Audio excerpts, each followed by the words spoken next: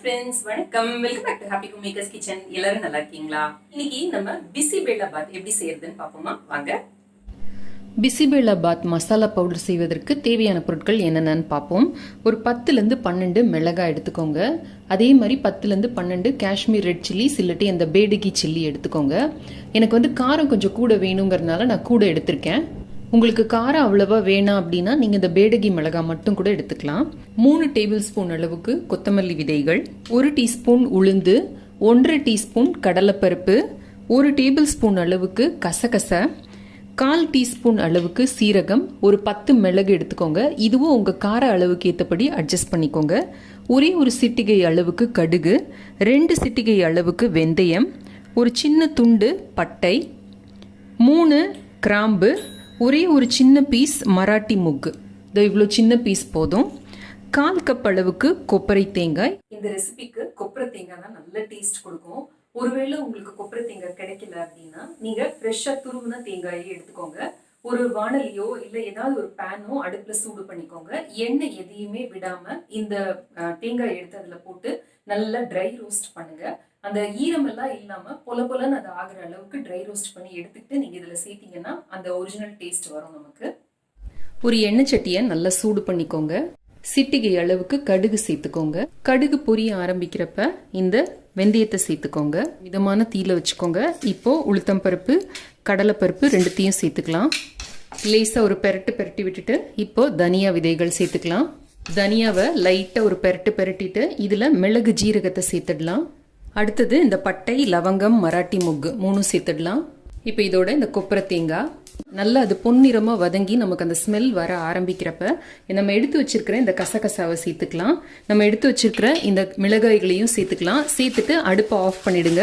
இதில் இருக்கிற இந்த சூடே போதுமானதாக இருக்கும். இந்த கசகசா வெடிக்க ஆரம்பிச்சிடுச்சு பாருங்க. ஸோ இதையும் கைவிடாமல் இப்படி கிளறி கொடுத்துக்கிட்டே இருங்க. நிறுத்தினா கூட. இப்போ கசகசா நல்லா பொரியுது, மிளகாயும் நல்லா வதங்கியிருக்கு. இதை எடுத்து ஒரு தட்டில் கொட்டி ஆற வைக்கலாம். சில கண்ட்ரீஸ்ல கசகசா தடை பண்ணியிருக்காங்க. நீங்க என்ன பண்ணலாம்னா அதுக்கு பதில் அதே அளவுக்கு பொட்டுக்கடலை சேர்த்துக்கோங்க. உங்களுக்கு ஓரளவுக்கு டேஸ்ட் மேட்ச் ஆகும். எல்லாத்தையும் வறுத்து நல்லா இந்த மாதிரி ஆற வச்சுக்கோங்க. ஆற வச்சுட்டு அரைக்கிறதுக்கு முன்னாடி ஒரு சின்ன ஏலக்காய் சேர்த்துக்கோங்க. எப்பவுமே நம்ம மசாலா பவுடர்ஸ் இல்ல இட்லி மிளகா அப்படி அந்த மாதிரி எது அரைக்கிற மாதிரி இருந்தாலும் முதல்ல இந்த வறுத்த மிளகாய் இதுல போட்டு அரைச்சிக்கோங்க.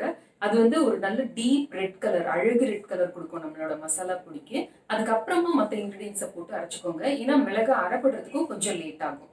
இதை நீங்க நல்லா வறுத்து பொடி பண்ணி ஆற வச்சு ஒரு பாட்டில்ல போட்டு வச்சுக்கிட்டீங்கன்னா 2 மாசம் வரைக்கும் கூட ரொம்பவே நல்லா இருக்கும். நீங்க ஃப்ரெஷ் கோகனட் யூஸ் பண்ற மாதிரி இருந்தீங்கன்னா நல்லா அதை வறுத்துட்டு ஈரம் போக வறுத்துட்டு மாத்திரம் இதுல போட்டு அரைச்சி வைங்க. இல்லாட்டி ஒரு ஸ்மெல் அடிக்க ஆரம்பிச்சிடும். அப்படி ஒருவேளை நீங்க உங்களுக்கு டவுட் இருந்தது அப்படின்னா நீங்க ஒரு பாட்டில போட்டு நல்லா மூடிட்டு ஃப்ரிட்ஜில் வச்சிட்டீங்கன்னா 3 மாசம் வரைக்கும் கூட ரொம்பவே நல்லா இருக்கும். இது நீங்க எப்பெல்லாம் பிசிபெல்லா பண்ணணும்னு நினைக்கிறீங்களோ நிமிஷமா இந்த பொடியை போட்டு பண்ணிடலாம். இப்போ நான் முதல்ல மிக்சியில மராட்டி மூக்கு, பட்டை, அதுக்கப்புறம் மிளகாய் இது 3த்தையும் நல்லா அரைச்சிக்க போறேன். இப்போ நம்மளோட பிசிபெல்லாபாத் பவுடர் தயார். வாசனையே ஜம்முன்னு இருக்குங்க. எதுவுமே நம்ம வீட்டில் செய்தோம் அப்படின்னா அதோட வாசனையே தனிதான். 1/2 கப் அளவுக்கு பச்சரிசி எடுத்திருக்கேன். 3/4 கப் அளவுக்கு துவரம் பருப்பு எடுத்திருக்கேன். 1/4 கப் அளவுக்கு பைத்தம் பருப்பு எடுத்திருக்கேன். இது 3த்தையும் இப்போ ஒன்றா களைஞ்சி நம்ம வேக வச்சு எடுத்துக்கலாம். களைஞ்சி எடுத்தாச்சு. 2/2 கப் அளவுக்கு நம்மக்கிட்ட மொத்தமாக அரிசியும் பருப்பும் இருக்குது.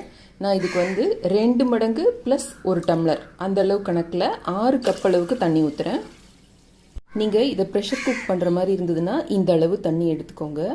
இல்லாட்டி நீங்கள் இதை ஓப்பன் மெத்தடில் குக் பண்ணுற மாதிரி இருந்தீங்கன்னா பக்கத்தில் ஒரு 2 கப் அளவுக்கு தண்ணியை நல்லா சூடு பண்ணிட்டுருங்க. இது கிளற ட்ரை ஆக அந்த சுடு தண்ணியை ஆட் பண்ணிகிட்டே இருந்தீங்கன்னா நமக்கு நல்லா வெந்து கிடைக்கும்.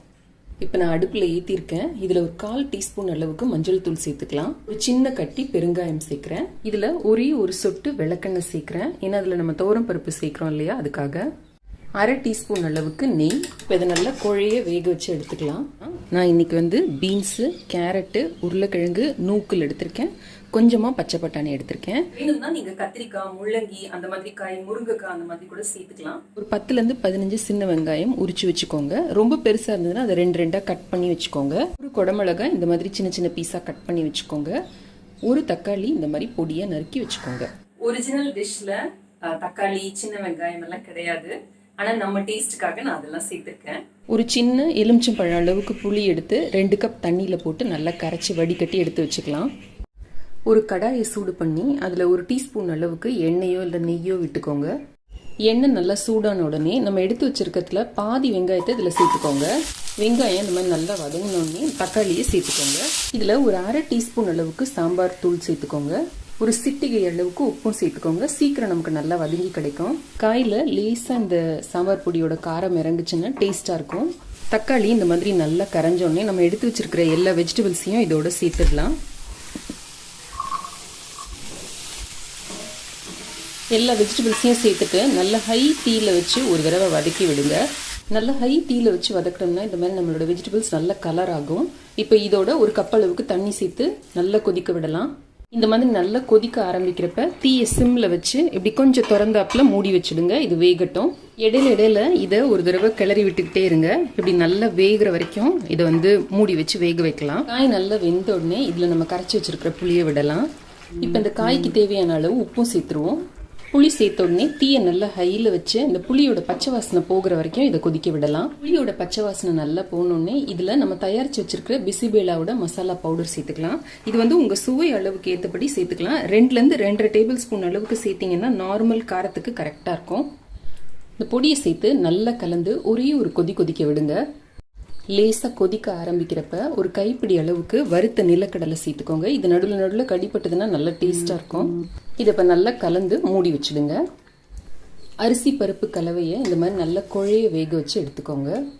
இப்போ இந்த அரிசி பருப்பு கலவையை நல்லா இந்த மாதிரி குழைச்சி விட்டுட்டு இதோட நம்ம தயார் பண்ணி வச்சிருக்கிற இந்த குழம்பு கலவையை சேர்த்து கிளறலாம். பக்கத்தில் இந்த மாதிரி தண்ணியை கொஞ்சம் கொதிக்க வச்சு அதில் கொஞ்சம் உப்பு சேர்த்து கொதிக்க வைங்க. அப்போ தான் நம்ம தண்ணி சேர்த்து ஆட் பண்ணுறப்ப கொஞ்சம் சப்புன்னு ஆகாமல் இருக்கும். பிசிபேலாபாத் நம்ம என்னதான் கிளறணும் அப்படின்னாலும் ஆற இறுகிட்டே இருக்கும். அதனால நீங்க பக்கத்துல வெந்நீரை ரெடியா போட்டு வச்சுக்கோங்க. போட்டு வச்சுட்டு அதை ஊத்தி கிளறுங்க. நமக்கு எந்த கன்சிஸ்டன்சி வேணுமோ அதை விட கொஞ்சம் தளர்வா நம்ம கிளறினாதான் அது ஆறுறப்ப நமக்கு கரெக்டான கன்சிஸ்டன்சில இருக்கும். அப்புறம் நம்ம வெந்நீர் ஆட் பண்றப்ப அதுல ஒரு துளி உப்பு சேர்த்துக்கணும். இல்லாட்டி தண்ணி சேர்க்கிறப்ப அந்த டேஸ்ட் எல்லாம் நீர்த்து போன மாதிரி ஆயிடும். ஸோ அதுக்கேற்றபடி கொஞ்சமா அந்த பிசிபேலாபாத் மசாலா பவுடரும் எக்ஸ்ட்ரா சேர்த்துக்கோங்க. இதில் இப்போ நான் கிட்டத்தட்ட 3 கப் அளவுக்கு வெந்நீர் விட்டு பிசைஞ்சிருக்கேன். கன்சிஸ்டன்சியில் இருக்கணும் கொஞ்சம் தளர்வா. அப்போ தான் கொஞ்சம் திக்காகிறப்ப சாப்பிட்றதுக்கு சரியாக இருக்கும். இதில் இப்போ 1 டீஸ்பூன் அளவுக்கு நம்ம தயார் பண்ணி வச்சிருக்கிற மசாலாவை சேருங்க. கடைசியாக சேர்க்குறப்ப அந்த ஃப்ளேவர் இன்னும் நல்லாயிருக்கும். இதில் 1 டீஸ்பூன் அளவுக்கு நெய் சேர்த்துக்கோங்க. நெய் எப்படி வீட்லேயே தயார் பண்ணுறது அப்படிங்கிறதுக்கான ரெசிபி லிங்க் நான் உங்களுக்கு டிஸ்கிரிப்ஷன் பாக்ஸில் கொடுக்குறேன். இதில் நம்ம எவ்வளோ நெய் விடுறோமோ அவ்வளோ ரொம்ப டேஸ்ட்டாக இருக்கும். 3 டேபிள் ஸ்பூன்லேருந்து 4 டேபிள் ஸ்பூன் வரைக்கும் தாராளமாக நெய் விட்டு இறக்குங்க. தாளிக்கிறதுக்கு 1 டீஸ்பூன் அளவுக்கு நெய் எடுத்துக்கோங்க. நெய் நல்லா சூடானோடனே 1/4 டீஸ்பூன் அளவு கடுகு சேர்த்துக்கோங்க. கடுகு பொரிய ஆரம்பிச்சோடனே பாதி எடுத்து வச்சோம் பார்த்தீங்களா வெங்காயம், அதுவும் ஒரு கொத்து கருவேப்பிலையும் சேர்த்துக்கலாம். வெங்காயம் நல்லா பிங்க் ஆனதும் ஒரு 5-6 முந்திரி பருப்பை உடச்சி சேர்த்துக்கோங்க. இப்போ இதோட ஒரு குடமிளகாயை சேர்த்துக்கோங்க. குடமிளகாயை நம்ம மற்ற காயோட சேர்த்தோம்னா குழஞ்சு போயிடும். பட் கடைசியில் இந்த மாதிரி வதக்கி போட்டோம்னா அந்த ஃப்ளேவர் ரொம்ப நல்லா இருக்கு. இந்த குடமிளகாய்க்கும் வெங்காயத்துக்கும் தேவையான உப்பு மட்டும் சேர்த்துக்கோங்க. இந்த மாதிரி குடமிளகாய் நல்லா வதங்கினோடனே இதை எடுத்து நம்ம சாதத்தோட சேர்த்துடலாம். பார்த்தீங்கன்னா இன்னும் கொஞ்சம் இறுகி இருக்கிறது உங்களுக்கு நல்லா தெரியும் பாருங்க. இந்த மாதிரி தான் அது ஆற இறுகிட்டே இருக்கும். இப்போ இதில் இதையும் கலந்து நல்லா கலந்து விட்டுடலாம். இப்போ நம்மளோட பிசிபேலாபாத் தயார். இதுக்கு தொட்டுக்கிறதுக்கு அப்பளம், சிப்ஸ், கார பூந்தி, மிக்சர் அதெல்லாம் ரொம்ப நல்லா இருக்கும். ஒரிஜினல் டிஷ்ல வெல்லம் சேர்ப்பாங்க கடைசியில. கொஞ்சம் இனிப்பு கூட இருக்கிற மாதிரி இருக்குங்கிறதுனால நான் சேர்க்கல. உங்களுக்கு விருப்பம்னா நீங்க கொஞ்சம் சேர்த்துக்கலாம். இந்த டிஷ் உங்களுக்கு ரொம்ப பிடிச்சிருக்கும்னு நினைக்கிறேன். அவசியம் ட்ரை செய்து பாருங்க. ட்ரை செய்து பார்த்து உங்களோட கமெண்ட்ஸையும் ஃபீட்பேக்கையும் கீழே இருக்கிற கமெண்ட் செக்ஷன்ல எழுதி அனுப்புங்க. இந்த வீடியோ பிடிச்சிருந்ததுன்னா லைக் பண்ணுங்க. நம்ம சேனலுக்கு சப்ஸ்கிரைப் பண்ணி ஹாப்பி ஹோம்மேக்கர் குடும்பத்தில் ஒரு அங்கத்தினரா சேர்ந்துருங்க. இணைந்திருங்கள் ஹாப்பி ஹோம்மேக்கருடன். என்னாலும் நன்றி, வணக்கம். ஆரோக்கியமான சமையல், ஆனந்தமான வாழ்க்கை.